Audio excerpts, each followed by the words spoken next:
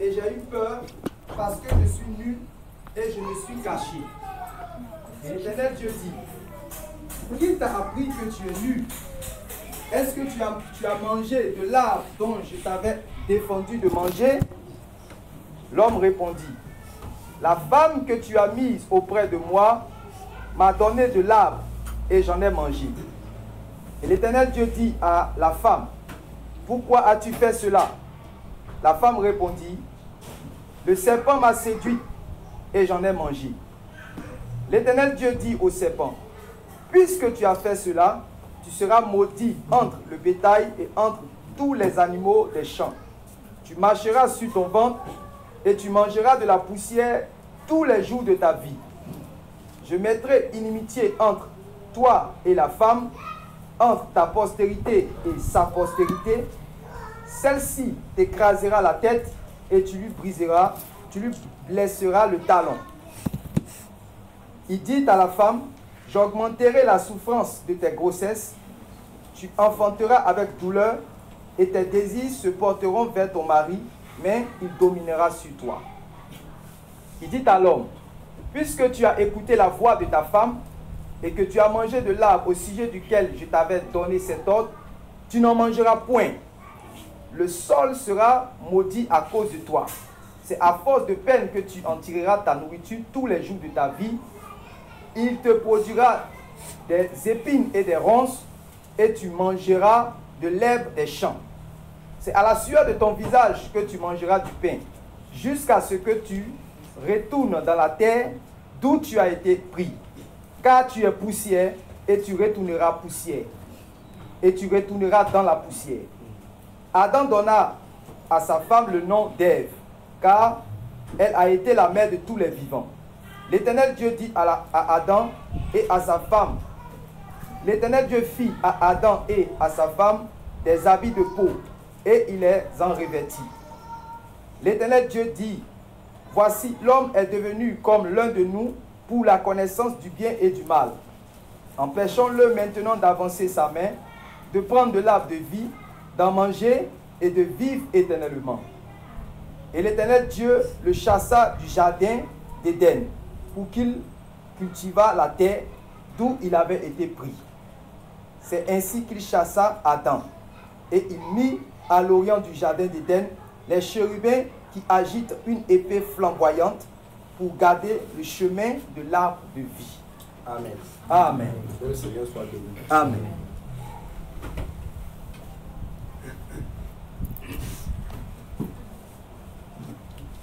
Certaines personnes, peut-être au milieu de nous, pensent que l'histoire de Adam et Ève est juste quelque chose de symbolique que Dieu a permis à Moïse d'inventer pour donner un commencement à la race humaine.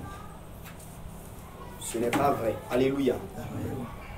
Dieu a vraiment créé un homme et une femme qui ont vraiment existé et qui ont vécu dans ce jardin d'Éden dont il nous est question dans la parole de Dieu. Alléluia. Amen. Ce ne sont pas juste une invention pour que nous sachions que nous avons eu un commencement. Le Seigneur Jésus, qui est la vérité, pendant les jours de sa chair sur la terre, a parlé de Noé. Et Noé est un personnage qui descend de Adam, selon une généalogie qui est établie. Donc si le Seigneur Jésus a parlé de Noé clairement comme quelqu'un qui a existé, ça veut dire que ses parents également ont existé. Et Noé, qui est le 10e depuis Adam, s'il a été réellement un personnage vivant sur la terre à un moment donné, Adam l'a été lui également. Alléluia. Amen. Je veux déjà que nous puissions comprendre cela. Parce que beaucoup peuvent penser que c'est juste de l'histoire, une certaine invention. Ce n'est pas le cas. Maintenant, quand nous lisons le livre de Genèse 1 et chapitre 2 aussi, nous voyons que Dieu, au commencement, il crée toutes choses et il plante un jardin de délices, un jardin merveilleux que nous appelons le jardin d'Éden, qui est une image terrestre de ce qu'on pourrait appeler le paradis de Dieu. Cet endroit de bonheur, de paix, de toutes sortes de délices. Et il est dit que Dieu avait planté dans ce jardin toutes sortes d'arbres, agréables à la vue, bons à manger. Et ce jardin était arrosé par un fleuve unique qui se subdivisait en 4 branches. C'était un jardin de merveille. C'était un jardin beau. C'était un endroit agréable. Écoutez bien les frères et les sœurs. C'était un endroit agréable. Un endroit beau. Et Dieu a mis l'homme et la femme dedans pour qu'ils puissent bénéficier de tout ce confort, de tout ce bonheur que lui, Dieu avait préparé pour eux. Alléluia. Amen. Malheureusement, dans le chapitre 3 des Écritures de Genèse, on nous relate l'histoire d'un drame, quelque chose d'étranger qui est venu s'introduire dans la relation que Dieu avait avec l'homme. On appelle ça simplement le péché. Il y a eu de la désobéissance. Et ce que nous avons lu tout à l'heure, nous voyons Dieu chasser finalement l'homme et la femme de ce jardin merveilleux. Alléluia. Amen. Vous avez vu qu'il y a eu des paroles que Dieu a données à l'homme, à la femme, des paroles quand même révélant les difficultés qui allaient commencer à s'établir dans leur existence terrestre. À la femme, à l'homme. Et vous savez qu'à partir de Genèse 3, quand l'homme quitte la présence de Dieu, quand il sort donc symboliquement de ce cadre du règne de Dieu, quand l'homme sort de ce cadre, de ce qu'on pourrait aussi appeler le royaume de Dieu, parce que dans ce jardin au commencement, tout se faisait selon la volonté de Dieu. Et là où règne une vie en conformité avec la volonté de Dieu, nous pouvons avoir une image là du règne ou du royaume de Dieu. Alléluia. Donc dans ce jardin, l'homme était dans une sphère où tout était fait selon la volonté et le cœur de Dieu. C'est quelque chose qui nous donne une image là d'un cadre qu'on pourrait assimiler au règne ou au royaume de Dieu. Et l'homme est chassé à cause de son péché, de la désobéissance. Je veux nous dire quelque chose. Je veux que tu prêtes bien attention à cela. Alléluia. Amen. La femme va maintenant accoucher avec beaucoup de difficultés. L'homme va travailler durement maintenant.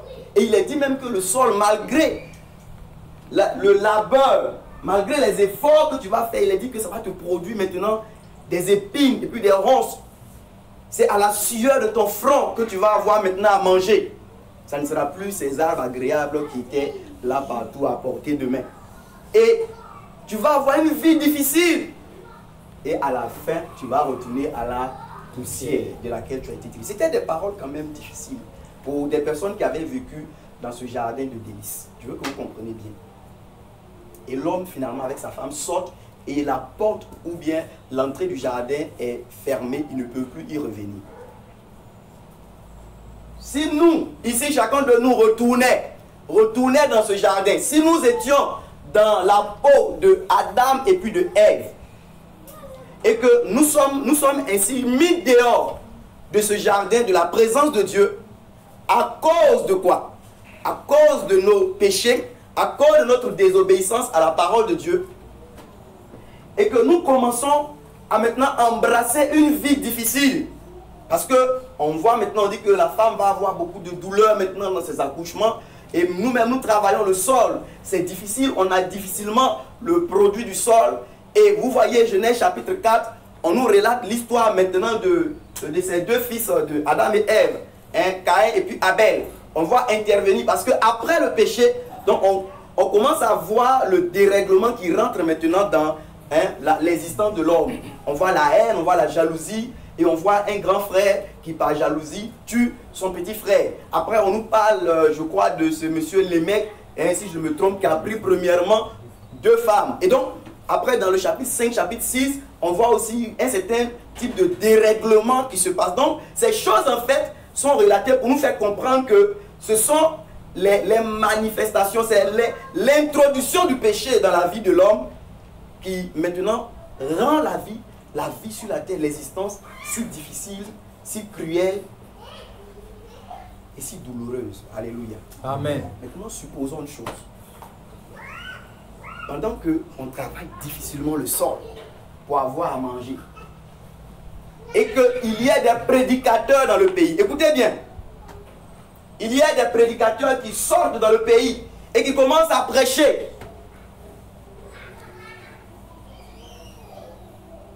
Nous prêchons par exemple comment faire pour sortir des difficultés financières dans lesquelles nous sommes rentrés depuis un certain moment. Comment faire pour que le sol, quelles sont les paroles à déclarer pour que le sol puisse redevenir fertile? Quelles sont les différentes étapes à suivre ou les clés pour faciliter l'accouchement de nos femmes? Écoutez bien. Est-ce que ces choses-là, ce sont des problèmes réels qui existaient, oui ou non?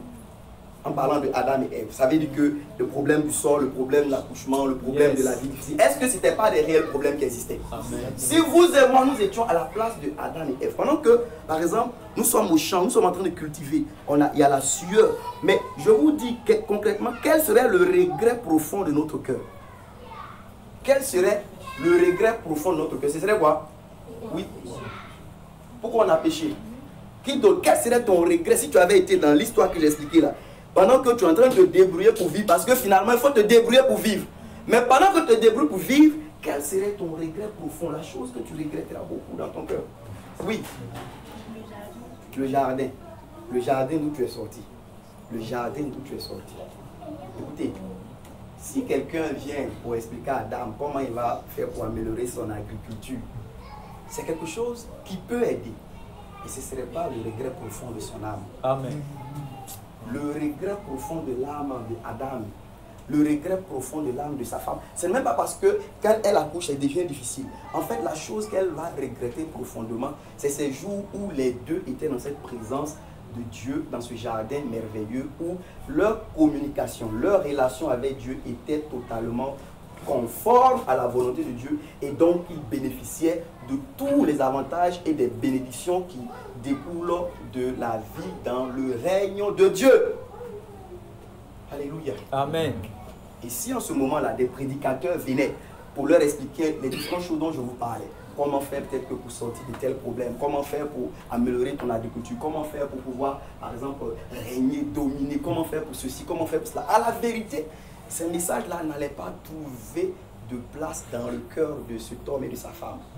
Mais si jamais un jour ils entendaient quelqu'un passer au milieu de leur village en disant qu'une solution a été trouvée, une solution pour pouvoir retourner dans le jardin d'où vous êtes sortis. Je suis venu de la part de Dieu qui est le propriétaire du jardin pour vous dire que solution a été trouvée pour que vous puissiez retourner du jardin d'où vous êtes sortis à cause de vos péchés. Et Adam et Ève, étant au champ, leurs enfants vont les toucher pour dire: papa, maman, quelqu'un est en train de prêcher, venez écouter ce qu'il dit. Et ce prédicateur dit: écoutez, écoutez, habitants de cette ville, écoutez, je suis venu de la part de Dieu vous dire qu'il y a une solution qui a été trouvée pour que vous puissiez retourner vivre dans ce jardin délicieux, pour que vous puissiez retourner vivre dans ce jardin où règne la paix, la bonté, où il n'y a pas de maladie, il n'y a pas de douleur, il n'y a pas de souffrance, dans ce jardin où il fait beau vivre, dans ce jardin où la communion avec Dieu est d'une manière totalement fluide, dans ce jardin où vous bénéficiez de la face de Dieu constamment. Ce message intéresserait-il Adam et Ève ou non? Alléluia! Est-ce que ce message les intéresserait? Ils couraient rapidement vers ce prédicateur pour dire: dis-nous un peu plus. Comment faire pour retourner là-bas? Quelle est la solution qui a été trouvée? Frères et sœurs, de nos jours, nous avons un problème double. À la vérité, Adam et Ève, si quelqu'un venait leur prêcher, ils n'auraient pas besoin de leur expliquer leur misère. Ils savaient qu'ils étaient déjà misérables. Parce qu'ils étaient tout près de cette réalité qu'ils avaient perdue. De cette présence de Dieu, de cette vie glorieuse. Donc eux-mêmes, dans leur cœur, ils chercheraient comment faire pour pouvoir retourner. Amen. Donc eux, ils auraient besoin seulement de quelqu'un qui va venir leur dire que solution a été trouvée. Et tout de suite, ils suivraient ce chemin pour pouvoir retourner au jardin d'Éden. Mais nous avons un problème double. Notre problème, c'est que certains d'entre nous ne savons même pas que nous sommes misérables. Nous ne savons même pas que nous sommes chassés de la présence de Dieu. Nous ne savons même pas que nous sommes sortis de ce jardin de délices. Nous ne savons même pas qu'à cause ou du fait de nos iniquités, voilà cette vie glorieuse que nous avons perdue. Et donc, à la vérité, la plupart, plusieurs des hommes de notre époque ne recherchent même pas. Ils ne recherchent même pas. Ils sont comme les habitants de Ninive. Cette grande ville, Dieu dit que ceux qui sont là-bas, ils ne savent pas discerner leur main droite de leur main gauche. Vous comprenez? Quand Dieu dit que c'est une ville où il y a plus de 120 000 personnes, il dit qu'ils ne savent pas discerner leur main droite de leur main gauche. Pas parce que Dieu dit qu'ils ne voient pas leurs deux mains. Et quand il parle de ceux qui ne savent pas discerner leur main droite de leur main gauche, là, c'est la même chose. Le Seigneur Jésus sur la croix dit, Père, pardonne-leur car ils ne savent pas ce qu'ils font. Il y a beaucoup de personnes aujourd'hui. Nous avons été tellement éloignés de Dieu qu'il faut premièrement que les prédicateurs nous expliquent notre misère. Amen. Il faut premièrement que les prédicateurs nous expliquent notre séparation, notre éloignement de Dieu. Amen. Et c'est le premier pas. C'est la première chose que nous devons accepter dans notre cœur. Avant qu'ils puissent nous révéler efficacement le chemin du retour dans ce jardin. Alléluia. Amen. Vous savez, le jardin d'Éden, comme je le disais tantôt, c'est une image terrestre bien imparfaite de ce jardin éternel, de ce paradis que Dieu veut pour tous ses enfants, pour tous les hommes. Et l'homme, nous avons été exclus ou chassés de cette présence-là à cause de nos péchés. Du fait du péché de chacun de nous. À cause de tes péchés. Et quand on sort d'Éden, on peut se débrouiller pour vivre. Ou j'aimerais dire pour exister. Alléluia. Parce que quand nous lisons Genèse chapitre 5, pour vous qui avez déjà lu ce chapitre-là, vous avez l'impression que ce chapitre parle, c'est un chapitre de mort. Genèse chapitre 5. On dit Adam, à un certain âge, a fait un fils à sa ressemblance. Après qu'il ait fait ce fils-là, il a vécu tel nombre d'années. Il a fait des fils et des filles. Puis il a mouru. Son fils, le même schéma. À tel âge, il a fait tel enfant. Après cela, il a vécu tel nombre d'années. Il a fait des fils et des filles, puis il a mouru. Celui qui le suit. Et vous voyez que le chapitre 5 parle ainsi en fait de la situation des hommes. Mais il y a un homme au milieu qui fait la différence. Alléluia. Amen. Il s'appelle Enoch. Oh, lui, il ne s'est pas contenté d'exister. Il ne s'est pas contenté d'exister. Et beaucoup d'entre nous, nous contentons juste d'exister et d'aller affronter cette douloureuse épreuve ou aller affronter ce jugement divin qui nous attend. Ça veut dire qu'actuellement, on essaie de respirer, d'avoir un travail, de nous marier, de faire des fils et des filles, de vivre un certain nombre d'années après avoir fait des fils et des filles, et de mourir. Mais Enoch, il a dit, il est vrai, il est homme comme eux. À un certain âge, lui aussi, il a enfanté un fils. Mais après cela, il ne s'est pas contenté juste d'exister comme les autres. On dit qu'après cela, Enoch fit quoi? Marcha avec Dieu. Alléluia. Amen. Après avoir fait lui aussi son enfant, on dit que lui, il a marché avec Dieu. Et dans cette généalogie de la mort, là, il est le seul qui a eu un sort différent. Pourquoi? Parce qu'il ne s'est pas juste contenté d'exister comme les autres. Oui, nous avons le droit et même le devoir, j'aimerais dire, de faire aussi des enfants. De pouvoir travailler, de chercher à avoir une maison. Mais nous ne devons pas juste suivre ce schéma tracé pour tous les fils des hommes, qui consiste donc à exister, à essayer d'avoir des choses, à essayer d'être grand, à essayer d'être quelque chose. Frères et sœurs, nous devons chercher à retourner en Éden. Alléluia. Amen. Nous devons chercher à retrouver notre communion avec Dieu. Et c'est ce que Enoch a fait. Il n'a pas commencé bébé avec Dieu. Non. À un moment donné, il a discerné que cette affaire-là, moi, ne m'arrange pas. Cette affaire de je fais un enfant, après j'existe, et puis après ça ne m'arrange pas. Je veux quelque chose d'autre. Est-ce que toi, cette affaire t'arrange? Ou est-ce que tu veux quelque chose d'autre? Enoch a discerné que ce chemin-là ne m'arrange pas. Et donc, il a connu, parce que tous ceux qui disposent leur cœur à chercher Dieu, Dieu se révèle à eux. Amen. Et Enoch a connu ce Dieu-là et il a marché avec lui pendant 300 ans. Et l'enlèvement que Enoch a vécu là, Dieu voulait montrer que malgré le péché et la condamnation, ceux qui vont avoir l'humilité et l'intelligence de marcher avec lui auront un sort différent. Alléluia. Amen. Après 300 ans, on dit qu'on ne le vit plus parce que Dieu l'avait pris. Dieu, c'est comme si Dieu voulait expliquer, il voulait montrer que par la foi et une marche avec lui, par Jésus-Christ, l'homme peut échapper au sort commun de tous les hommes. Amen. On peut ne pas connaître la mort comme tout le monde. Amen. Il a enlevé Enoch pour ne pas qu'il puisse connaître le même sort que les autres. Mais il voulait montrer au travers de lui que homme, femme, jeune femme, si tu t'humilies, que tu crois au Seigneur Jésus, tu connaîtras un sort différent de ceux qui se sont contentés juste d'exister sur la terre. Amen. Alléluia. Amen. Et je voudrais vous dire qu'une rançon a été trouvée. C'est ce que Dieu dit dans Job. Il dit, j'ai trouvé une rançon. Yes. Dieu a trouvé une rançon. Il a trouvé un moyen de nous faire retourner en Éden. Est-ce que c'est une bonne nouvelle pour toi et pour moi? Amen. Quand on dit que la bonne nouvelle, l'évangile là, mais mettez-vous à la place de Adam et Ève qui sont au champ et qui entendent un griot, qui entendent un héros. Pas H-E-R-O-S, non. H-E-R-A-U-T, héros. Qui crient dans les environs de leur champ. Revenez! Revenez! Une rançon a été trouvée. Vous pouvez retourner vivre en Éden. Vous pouvez retourner vivre dans cette présence immédiate de Dieu. Vous pouvez retourner et bénéficier de tout le bonheur qui est rattaché à ce jardin. Je ne sais pas si cet homme et sa femme pourraient entendre une nouvelle plus réconfortante, quelque chose de mieux que cette parole. Non, sûrement ils ne voudraient pas juste de quelqu'un qui va venir améliorer leur agriculture, non.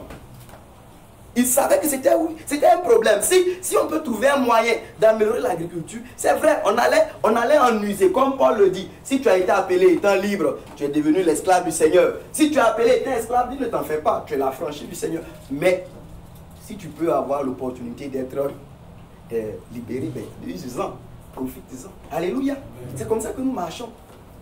Oui, Adam et Ève auraient pu améliorer leur agriculture pour avoir un peu plus de revenus ou un produit un peu plus consistant. Ils auraient pu chercher quelques solutions pour améliorer leurs conditions de vie. Mais non, leur vrai problème, je vous dis, le chagrin continu de leur cœur, c'est que chaque jour, à leur revenu au devant de leurs yeux, c'est comment avons-nous pu perdre cette vie dans cet endroit de délice? Amen. Et le prédicateur ou le griot qui viendra leur dire que vous pouvez retourner dans cet endroit, c'est lui qui sera celui qui va avoir des pieds beaux, qui annonce de bonnes nouvelles pour eux. Et vous et moi, nous qui sommes ici, à la vérité, notre condition n'est pas vraiment différente de la condition de Adam et Ève, chassés donc de la présence de Dieu à cause de leur péché. Amen. Amen.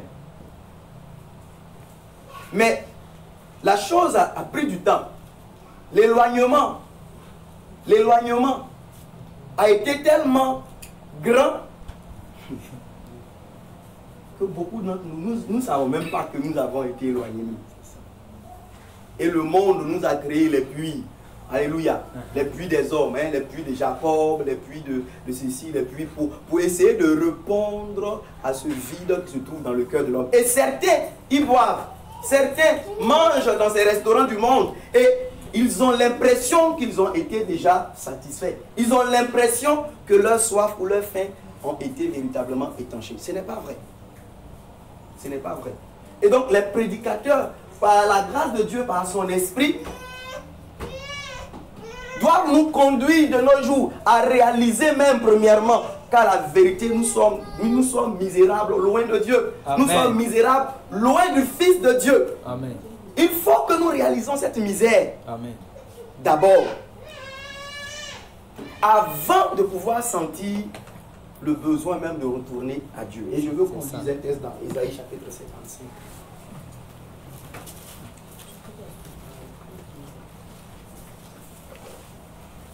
Son voisin dort là. Puis le Ésaïe 55 à partir du verset 1. Ésaïe 55, à partir du verset 1.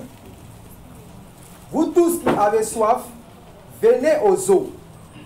Même celui qui n'a pas d'argent. Venez, achetez et mangez. Venez, achetez du vin et du lait, sans argent, sans rien payer. Pourquoi pesez-vous de l'argent pour ce qui ne nourrit pas? Pourquoi pesez-vous de l'argent pour ce qui ne nourrit pas?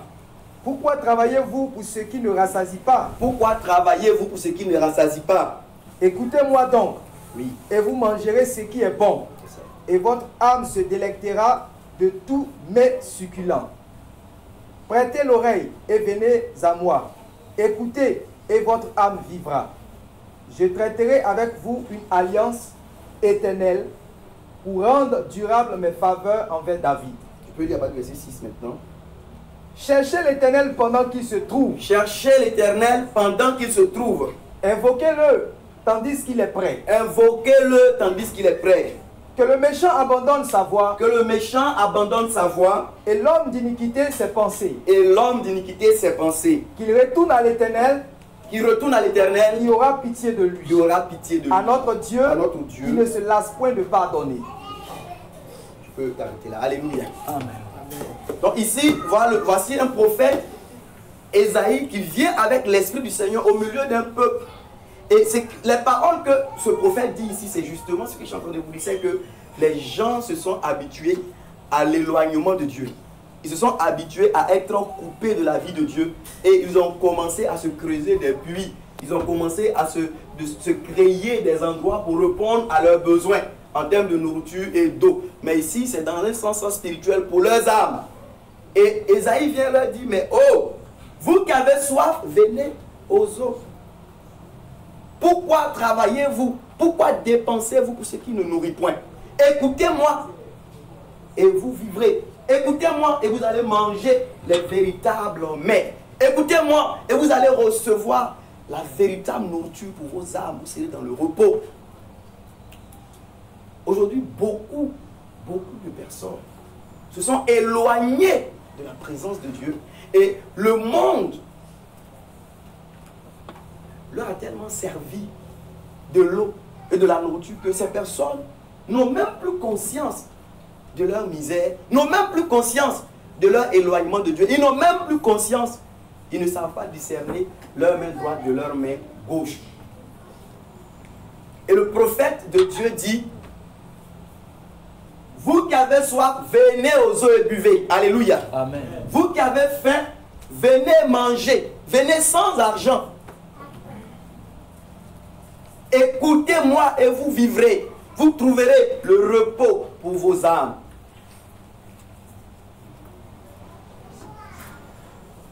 Cherchez l'Éternel pendant qu'il se trouve. Invoquez-le pendant qu'il est prêt. Il dit que le méchant abandonne ses voies et l'homme d'iniquité ses pensées. Qu'il retourne à l'Éternel. Qu'il revienne en Éden. Alléluia. Qu'il retourne à l'Éternel, notre Dieu, qui va avoir pitié de lui. Parce qu'il pardonne.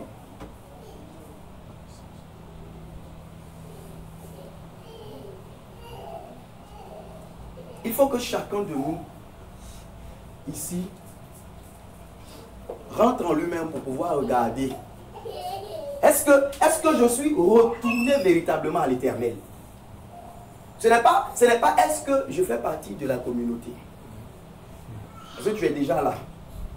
C'est est-ce que je suis retourné à l'Éternel? Vous ne pouvez pas être né de nouveau sans savoir si vous êtes né de nouveau. Ce n'est pas possible. Vous ne pouvez pas être quelqu'un qui a été transformé sans savoir si vous avez été transformé.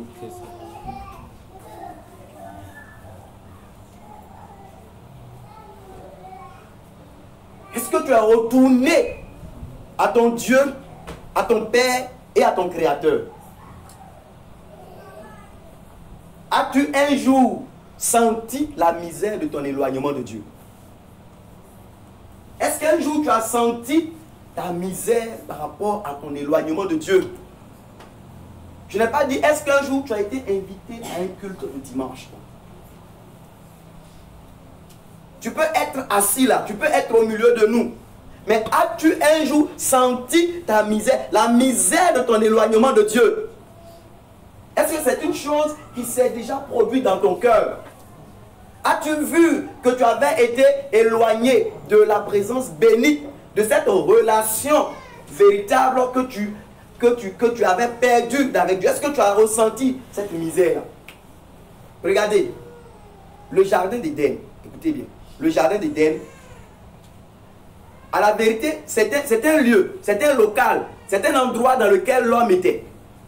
Mais ce qui donnait droit à ce jardin, ce qui donnait droit à ce local, c'est la relation correcte de l'homme avec son Dieu créateur et Père. Quand cette relation qui donne droit au jardin est brisée, ce qui s'ensuit, c'est que l'homme est expulsé du jardin.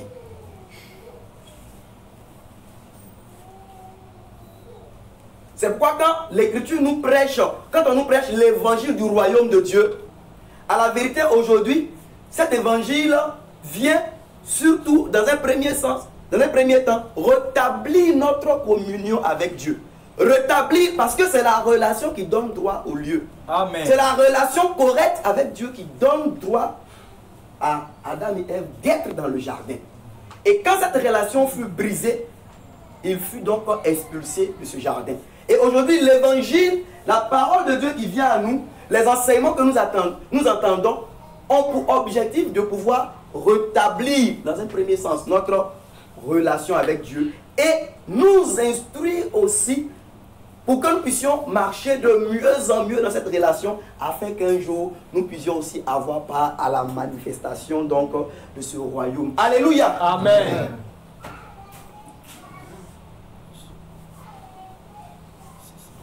As-tu un jour senti ta misère? On ne peut pas être converti sans avoir réalisé cette misère de mon éloignement de Dieu. De ce que je vis loin de Dieu, de ce que je n'ai pas de communion avec Dieu. Adam avait, je vous le dis, comme lui il venait de sortir fraîchement de l'endroit, il se débrouillait pour vivre, mais si tu avais pu être à côté de lui pour lui demander, papa, qu'est-ce qui fait que souvent tu t'assois calmement et puis tu penses à quoi? On va dire, mon fils. Où on était au début, là. Si tu savais, tu serais en train de pleurer actuellement. Tu as appris qu'il y a ton grand frère Caïn qui a tué ton petit frère Abel. Tu avais appris ça avant, quand ta maman t'a expliqué cela. Tout ça, c'est les problèmes qui ont commencé à venir à partir de ce qu'on a été expulsé de là où on était au début. En fait, au début, on était dans un jardin. Ça se trouve quelque part là-bas. C'était un jardin merveilleux. Non seulement il y avait tout, mais par-dessus tout, mon fils, chaque jour le Dieu vivant venait pour que nous puissions avoir de la communication. C'était, je ne peux pas t'expliquer la paix, le repos, la tranquillité qu'on avait. Je ne peux pas t'expliquer. Et le fils dit, mais papa, qu'est-ce qui s'est passé? Que c'est la partie là même qui me fait mal. Yes. Nous avons péché contre Dieu. Et voilà ce qui nous a introduit dans cette vie difficile dans laquelle nous sommes aujourd'hui. Et le fils pourrait dire, mais pourquoi on ne retourne pas là-bas? Tu connais où se trouve le jardin? Il dit oui. Et l'entrée est fermée actuellement. Et il y a des êtres effrayants qui gardent la porte d'entrée. Et nos péchés font que si nous essayons de passer là, nous serons entièrement exterminés. Comment faire pour retourner? Il faut que quelque chose soit fait pour réouvrir cette porte-là. Alléluia. Amen. Et vous savez, quand vous regardez dans le tabernacle que Moïse a construit, vous avez la première entrée par laquelle on passe pour entrer dans le parvis. Après, il y a une entrée pour aller dans le lieu saint. Mais la porte pour aller dans le lieu très saint, ce voile qui est là, ce voile qui comporte l'image des chérubins, alléluia, qui rappelle que l'entrée du jardin a été fermée à l'homme à cause de son péché. C'est pour cela que quand le Fils de Dieu a été crucifié, que son sang est versé, le voile du temple a été déchiré du haut jusqu'en bas. Alléluia. Amen. On dit que la porte a été réouverte. Alléluia. L'entrée a été réouverte à l'homme. Et Dieu maintenant envoie ses prédicateurs dans le monde pour aller partout pour dire: revenez, revenez, revenez, fils des hommes, revenez, revenez. Dieu vous donne l'occasion de revenir dans son repos. Dieu vous donne l'occasion de revenir dans son repos, dans son royaume. Dieu vous donne l'occasion de revenir vivre avec lui éternellement.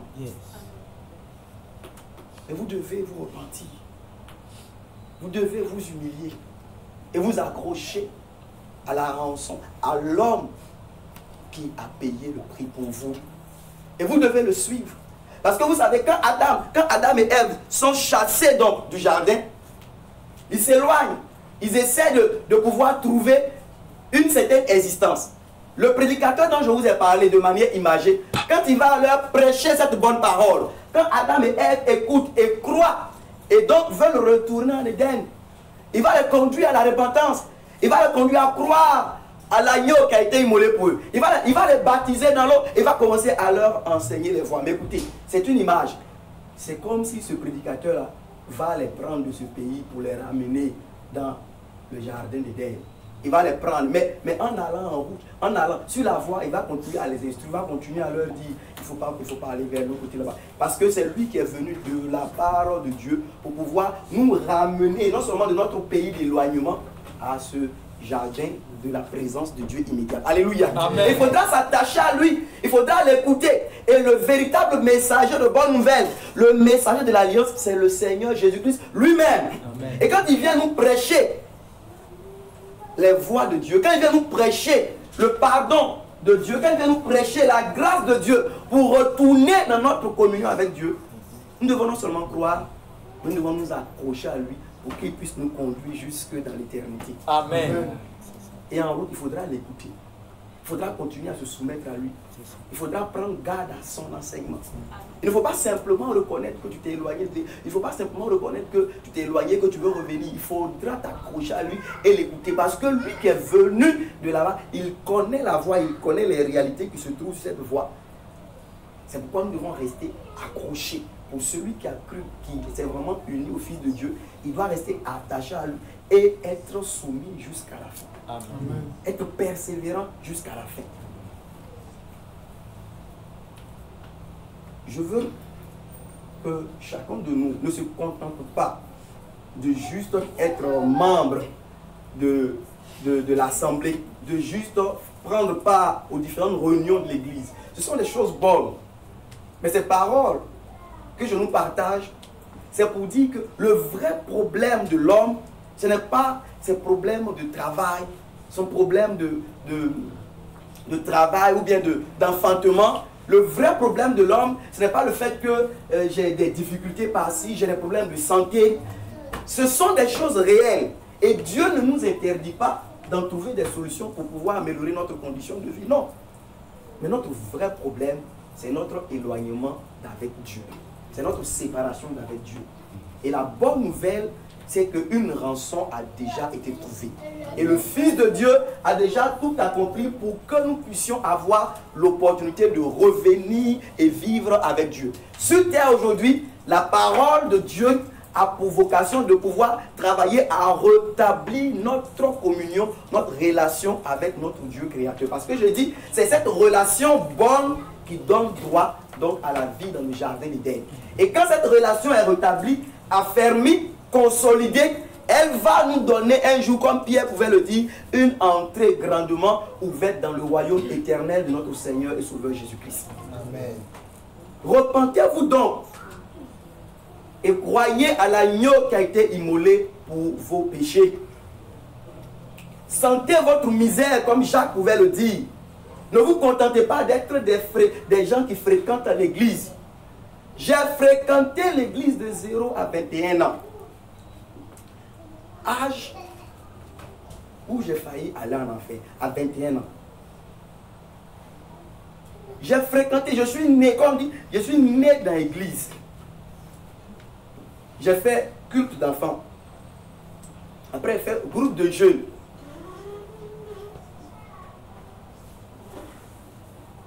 J'ai fait chorale. J'ai été même responsable spirituel. Alors que j'étais mort spirituellement. Et j'ai conduit des gens. J'étais même devenu grand.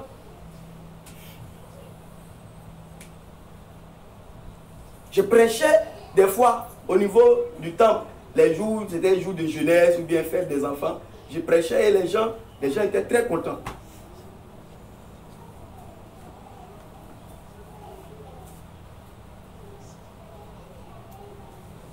Il ne s'agit pas d'être dans une église.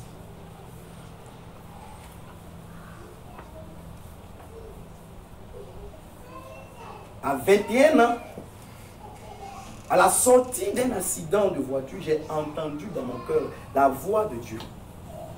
Il ne m'a pas dit beaucoup de choses.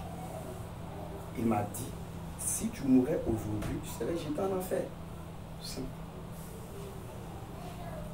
Et j'ai été très troublé d'entendre une telle parole dans mon cœur. C'est comme si je demandais, mais comment? Je vais à l'église. Je fais ceci, je fais cela. Et à ce moment, il y a eu comme un certain voile. Écoutez bien. Il y a eu comme un certain voile qui a quitté mes yeux. Et tout à coup, j'ai commencé à me rendre compte intérieurement que le problème que Dieu avait avec moi, c'était mon iniquité et mon péché. Et j'étais là lié à mon péché. Oui, je partais à l'église. Les choses de Dieu m'intéressaient. Ça m'intéressait. Et ce n'est même pas parce que les choses de Dieu t'intéressent que tu es né de nouveau. Nicodème qui allait voir Jésus là, c'est parce que les choses de Dieu l'intéressaient. Sinon, il allait rester chez lui. Si la nuit, il s'est même caché pour aller voir Jésus, c'est parce que les choses de Dieu l'intéressaient. Beaucoup même. Mais quand il est arrivé, Jésus lui a dit, mon ami, commençons par le commencement. Il faut que tu naisses de nouveau. Sinon, tout ce qu'on peut avoir comme discussion, c'est vain, c'est inutile. Alléluia. Amen. Je partais à l'église, comme on le dit, mais j'étais loin de Dieu. Dieu ne me connaissait pas. Et je lui rends grâce parce qu'il a eu pitié de moi ce jour. Il a eu pitié de moi. Sinon, mon sort aurait été scellé il y a cela 10 ans déjà passé. Et ce n'est pas au milieu de vous aujourd'hui. Mais l'homme a besoin que Dieu vienne lui expliquer sa misère. Parce que nous avons tellement été éloignés de Dieu que je dis, nous n'avons pas naturellement même conscience de notre misère. Il a fallu ce jour. Et je crois que Dieu a fait cette œuvre. Je vous dis, à l'instant, il y a eu comme un certain voile qui a quitté mes yeux. C'est là que j'ai commencé à voir ma vraie misère. Sinon, au début, je voulais raconter à Dieu que je partais à l'église, j'étais maître de cœur, j'étais ceci, j'étais cela.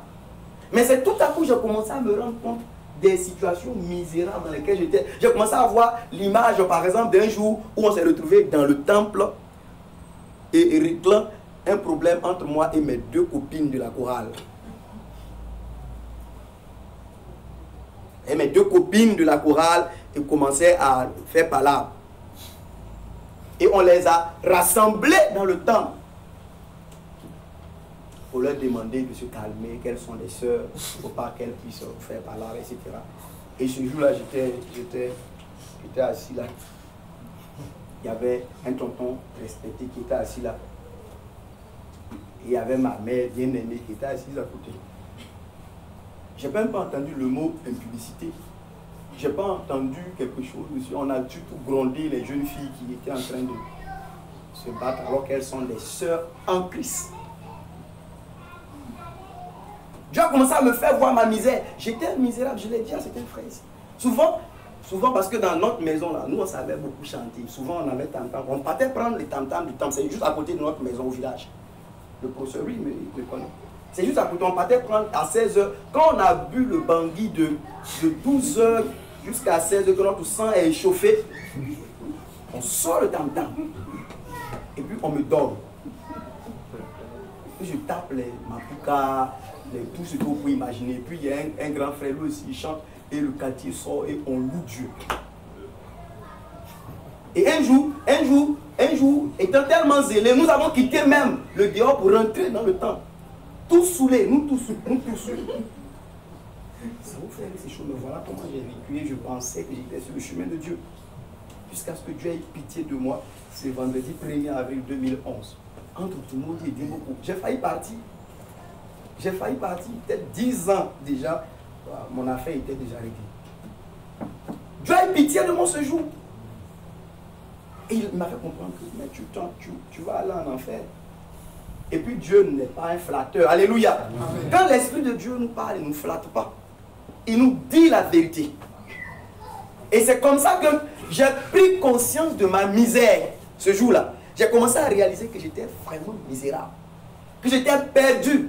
Et je vous assure, dès l'instant là, à la vérité, j'ai commencé à chercher comment sortir de là. Parce que j'avais compris qu'il y avait une affaire de réalité d'enfer. Et que je le méritais. Et que Dieu avait été miséricordieux pour me préserver de cet accident. C'est là que mon affaire de chercher Dieu a commencé. Mais ça n'a pas été facile. Ça n'a pas été facile.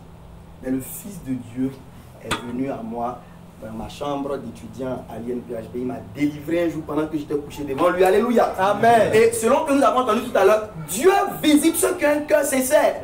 Quelqu'un ne peut pas aller vers Dieu pour dire je suis allé lui exposer mes problèmes. Je lui ai parlé, mais il ne m'a pas délivré. C'est faux. Beaucoup de personnes souvent venaient dans Ézéchiel 14. Ils viennent s'asseoir devant Ézéchiel. Et puis Dieu lui dit, fils de l'homme, ceux-là, ils vont venir me consulter. Non, je ne peux pas me laisser consulter par cette personne. Je ne peux pas. Ils ont plein d'idoles dans leur cœur. Et ils ont encore leur regard attaché à ce qui les a fait tomber dans le péché. Certains même sont venus demander que dit l'Éternel avec la pornographie dans leur portable. Quelle est la parole de l'Éternel? Mais il y a un rendez-vous vers 21h30 que j'ai déjà pris avec une jeune fille. Mais il faut être à la réunion. Il faut être à la réunion pour écouter ce que le prédicateur va dire. Il prêche bien. Et après à la réunion, on retourne. J'ai fait ces choses. J'ai déjà dit à des frères, un 31 décembre, j'attendais ma copine entre le maquis et le temple. J'ai fait ça. Si vous me voyez parler beaucoup du faux culte là, si vous me voyez parler des faux chrétiens, les saints Christ, c'est pas c'est comment j'étais. Amen. Donc quand je parle de ça là, je sais de quoi je parle. Amen. Et les gens qui disent, oh, regarde, tu prêches les... Mon frère, je sais de quoi je parle. Amen. Beaucoup sont dans ces choses. Yes. Ils sont souvent, il y a un pied dans le maquis, puis un pied. Il a fait ça, 31. J'attendais mon compagnon de fornication et de mort.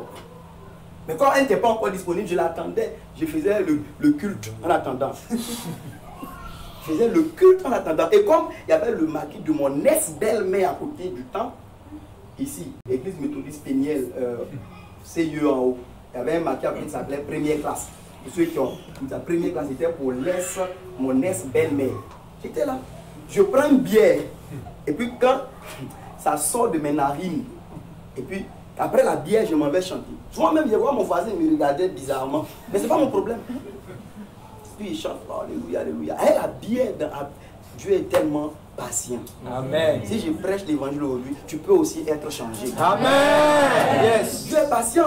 Quand il a commencé à ouvrir mes yeux, que j'ai commencé à penser à ces choses, j'ai vu comment j'étais misérable. Comment j'étais misérable. Comme il le dit dans Ézéchiel, quand je vais vous délivrer de vos péchés, vous allez vous-même avoir horreur de vous. Quand vous allez penser à toutes vos abominations dans lesquelles vous avez marché. J'ai vu que j'étais vraiment maudit, j'étais abominable, j'étais misérable.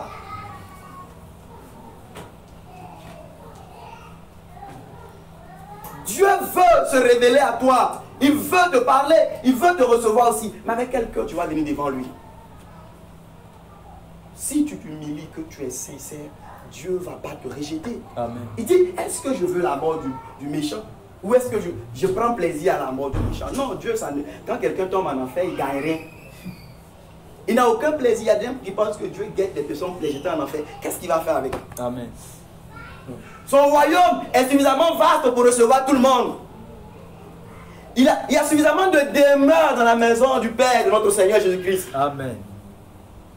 Et souvent nous avons entendu des paroles de prophétie. Le Seigneur a dit qu'il veut encore du monde, il veut du monde, il veut du monde. Le Seigneur veut. Et il est dit dans Timothée que Dieu veut que tous les hommes soient sauvés.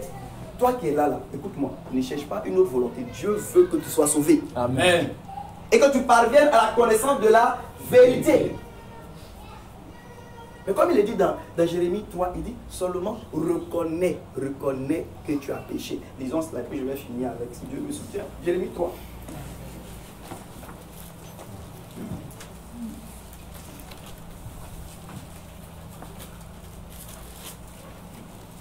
Jérémie chapitre 3, le verset 10, non, le verset, à partir du verset 11. Jérémie 3, à partir du verset 11. Jérémie chapitre 3, verset 11. Écoutons. L'Éternel me dit, l'infidèle Israël paraît innocente en comparaison de la perfide Juda. Va, crie ces paroles vers le septentrion. Donc, va crier et dit, écoutez ce que Dieu met dans la bouche de son prophète. Il dit, va crier ces paroles. Et dit, oui, reviens infidèle Israël. Reviens infidèle Israël. Dit l'Éternel. Dit l'Éternel. Je ne jetterai pas sur vous un regard sévère. Je ne vais pas avoir un regard sévère sur vous si vous revenez. Car je suis miséricordieux. Car je suis miséricordieux. Dit l'Éternel. Dit l'Éternel. Je ne garde pas ma colère à toujours. Oui. Reconnais seulement ton iniquité. Reconnais seulement ton iniquité. Reconnais que tu as été infidèle à l'Éternel. Reconnais au moins que tu as été infidèle à l'Éternel. Ton Dieu, oui, que tu as dirigé ça et là tes pas vers, que tu as dirigé ça et là tes pas vers les dieux étrangers. Vers les dieux étrangers. Sous tout arbre vert. Oui. Et que tu n'as pas écouté ma voix, dit l'Éternel. Tu peux t'arrêter là. Alléluia. Amen. Dieu dit à son prophète, va crier vers le nord, vers le septentrion. Il dit, va crier en disant, reviens, infidèle Israël. Reviens, reviens. Et je ne vais pas jeter un regard sévère sur toi. Parce que je suis bon, je suis miséricordieux. Alléluia. Amen. Dieu est bon. Il dit, je ne vais pas avoir un regard sévère. Regardez quand le fils prodigue revenait. Est-ce que son père était arrêté comme ça pour lui dire, c'est comme maintenant c'est chaud, tu es en train de revenir? Non. Il était au contraire dans une joie ineffable de voir que son fils qui était mort revient à la vie. Et Dieu a ainsi ses bras ouverts pour pouvoir te recevoir toi aussi. Peu importe ce que tu as fait. Mais on ne revient pas à Dieu en gardant, comme Michel pouvait le dire, de faux poids et de fausses balances dans ton sac. Non. Il dit, reviens, je ne vais pas jeter un regard sévère sur toi. Je ne serai pas dur avec toi parce que je suis bon, je suis miséricordieux. Seulement, reconnais ton iniquité. Seulement, au moins reconnais que tu as été infidèle à ton Dieu. Reconnais que tu as dirigé ça et là tes pieds vers des dieux étrangers. Reconnais que tu as marché dans l'idolâtrie. Reconnais que tu as marché dans l'infidélité. Reconnais que tu as fait ce qui est mal aux yeux de Dieu. Reconnais-le. Et si tu le reconnais sincèrement, je te recevrai. Alléluia. Amen. Je vais te relever. Je vais te guérir. Je vais te délivrer. Je vais t'affranchir. Amen. Je vais t'affranchir. Amen. Il n'y a pas de péché trop compliqué que Jésus ne puisse régler. Amen. Dans son sang qui a coulé, il y a la puissance pour briser toute la puissance du péché. Amen. Il n'y a pas de péché trop compliqué. Je dis, Paul a dit que lui, il est le premier des pécheurs. En termes de classement. Donc, quel que soit toi aussi ta performance, tu peux être deuxième au maximum. Quel que soit le mal que tu as commis. Et si le premier a été sauvé, comment toi tu ne serais pas sauvé? Il dit en lui, Jésus veut montrer toute sa longanimité. Si lui il a été sauvé, Jésus veut montrer en lui sa longanimité envers tous ceux qui vont s'humilier pour croire en lui. Reviens. Reviens. Reviens. Mais reviens de tout ton cœur. Le verset 10 dit quoi? Le verset 10, frère, s'il te plaît. Malgré tout cela, la perfide Juda, sa sœur, n'est pas revenue à moi de tout son cœur. N'est pas revenue à moi de tout son cœur. C'est avec fausseté qu'elle l'a fait, oh, dit l'Éternel. Voilà. Fausse repentance. Fausse confession. Confession fabriquée. Repentance superficielle. réforme superficielle. Comme ce monsieur qui dit, maintenant je sais que l'Éternel sera avec moi parce que j'ai un lévite pour sacrificateur. Après tout le faux culte qu'il a fabriqué, les faux dieux, les théraphim, l'usurpation de la place de Moïse, parce que là il était en train de créer un nouveau culte en Israël.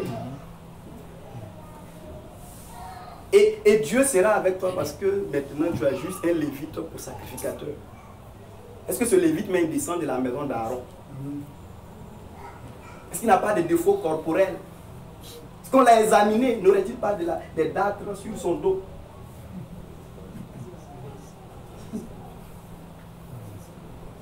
Mais voilà souvent comment nous prétendons reformer nos voies. Et quand nous faisons ça, nous sommes toujours asséchés. Il n'y a pas de rafraîchissement. Parce que un homme, tu peux blaguer. Tu peux blaguer, Philippe, et puis peut te mettre dans l'eau. Yes. Tu peux pleurer même, comme souvent nous en avons vu. Je me rappelle avec le frère, il s'est levé, le frère Ménan, dans les débuts. On a prêché l'évangile à des jeunes filles. Elles ont pleuré jusqu'avec mauve, tout ça même. Mais aujourd'hui, elles sont retournées au monde. Tu peux pleurer, tu peux pleurer. Souvent pendant que tu pleures, mais dans ton sac, il y a des fausses balances, il y a des faux poids. Et souvent Dieu dit à Ézéchiel, ceux-là, il ne faut pas les regarder, ils sont assis là comme ça. Non, je les connais. Ils ne sont pas vrais. Même leur repentance est fausse. Le texte dit, malgré cela, Judas la perfide n'est pas revenu à moi de tout son cœur, mais avec une fausseté. Ça veut dire que Judas est revenu, mais c'était un retour faux, superficiel, des confessions qui ne peuvent guérir, comme Aaron. Tu fabriques le veau d'or. Quand Moïse vient, il dit non, tu sais, le peuple là, tu sais que ceux-là, et même ils aiment le mal. Hein. Moi, je leur ai dit de m'envoyer chacun l'or. Ils m'envoyaient, je l'ai jeté au feu. Et puis, un veau est sorti. Est-ce qu'on peut jeter l'or au feu et puis un veau seul peut sortir de là-bas? Reviens à Dieu, mais avec un cœur sincère. Reviens à Dieu, mais en t'humiliant réellement. Reviens à Dieu en confessant réellement tes fautes. Souvent, tu dis aussi une certaine partie. Et les autres que tu trouves graves, tu les conserves. Mais Dieu ne peut pas te relever. Proverbe 28, 13 dit que celui qui cache cette transgression ne peut pas prospérer. Et si tu les avoues et qu'il les délaisse, tu vas obtenir miséricorde. Dieu va te sauver. Dieu sauve puissamment. Alléluia. Amen. Dieu est puissant pour sauver. Et donc ce jour, je suis venu te dire que la porte de l'Éden de Dieu est ouverte. Le jardin béni de Dieu a été rouvert à l'homme. Mais la parole de Dieu aujourd'hui est dans ce monde. Elle est prêchée et enseignée pour nous redonner la relation correcte qui, au moment venu, nous donnera droit à être de ce jardin dans sa pleine manifestation. Alléluia. Amen. Et toi qui es encore éloigné de Dieu, reviens, humilie-toi. Jésus est déjà mort, son sang a déjà coulé. Et Daniel, la dernière fois je parlais avec un frère, Daniel chapitre 9 dit, en parlant du Messie, il dit qu'il va oindre le Saint des Saints, envoyer la justice éternelle, sceller la vision et le prophète. Ça a été déjà accompli. Tu peux être sauvé. Tu peux sortir du lot de la généalogie de la mort. Tu peux marcher avec Dieu et tu seras aussi pris. Alléluia. Amen. Ça ne veut pas dire que nous tous là, nous n'allons pas connaître la mort. Mais si tu as connu la mort comme Moïse, ou que tu as été enlevé comme Élie, un jour nous serons avec le Fils de Dieu dans le royaume. Amen. Marche avec le Seigneur. Reviens à Dieu. Humilie-toi puis sens ta misère. Oh, ne cite pas tes années d'église à Dieu. Yes. Ça va te tromper. Ne cite pas combien d'années tu as fait dans l'église. Ne cite pas tes rôles. Moi, j'ai eu beaucoup de rôles. C'est ce que je voulais dire. Beaucoup de rôles. On m'appelait même pasteur quand il n'était pas encore sauvé. Et il y a une chose inexplicable, c'est que j'ai prié et des gens tombaient. Prie que Dieu m'aide moi-même, parce que je ne comprends pas bien. J'étais devenu un prophète au village. Il y y avait quelques personnes qui me suivaient, etc. Eh, Dieu a eu pitié de moi. Dieu a eu pitié de moi. Les gens me suivaient. Quelques personnes, Eli Dabobo, il était parmi ceux qui me suivaient. Ah, il est là. Alléluia. C'est mon frère. Il peut vous dire, mais je rends grâce à Dieu parce que quand le Seigneur m'a touché, je lui ai parlé et puis je l'ai baptisé. Alléluia.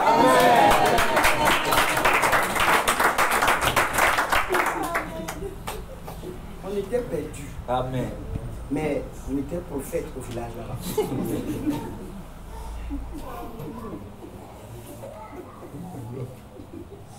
Dieu a pitié de moi. Amen. Et Dieu va avoir pitié de toi aussi. Amen. Il faut pas que, parce que ce qu'on a comme communion, c'est beau, c'est joli. Il ne faut pas que si le Seigneur vient là, que tu restes. Le serviteur de Dieu, Esmel, disait qu'il y a certains, quand la trompette va sonner, quand ils vont vouloir sauter, c'est pornographie qui va les tirer à terre. Ils sont attachés. Dès que toi, c'est la fraude qui va te tirer par terre. C'est le mensonge qui va te tirer par terre.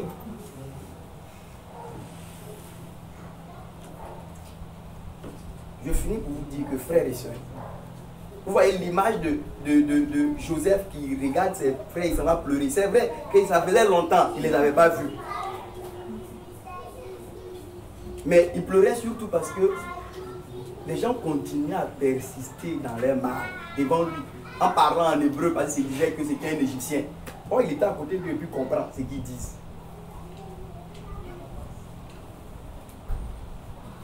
Quand souvent tu es en train de prier, tu te mets à genoux et puis tu es en train de parler là. Mais le Seigneur, il lui sonde ton cœur, il connaît toutes choses. Et quand il t'écoute parler, et puis tu dribbles les choses qui vont devant de toi et puis tu dis Amen, son cœur saigne quand il te regarde.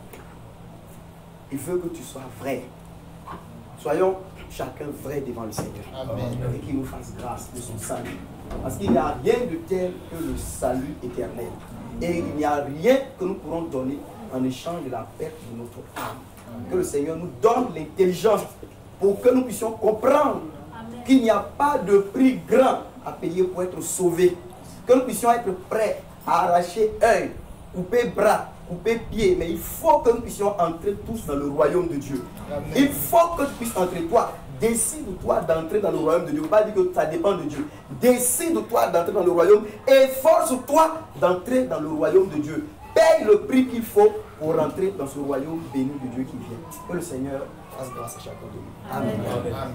Amen.